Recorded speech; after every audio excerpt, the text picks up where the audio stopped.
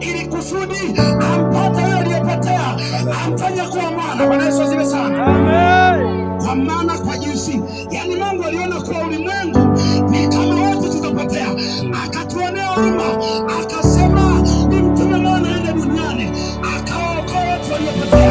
Bwana Yesu asifiwe sana. Awaokoe watu waliopotea. Bwana Yesu asifiwe.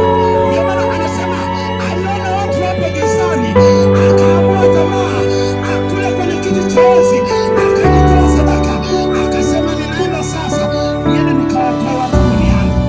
Aiokoe yangu na kwako. Bwana Yesu asifiwe.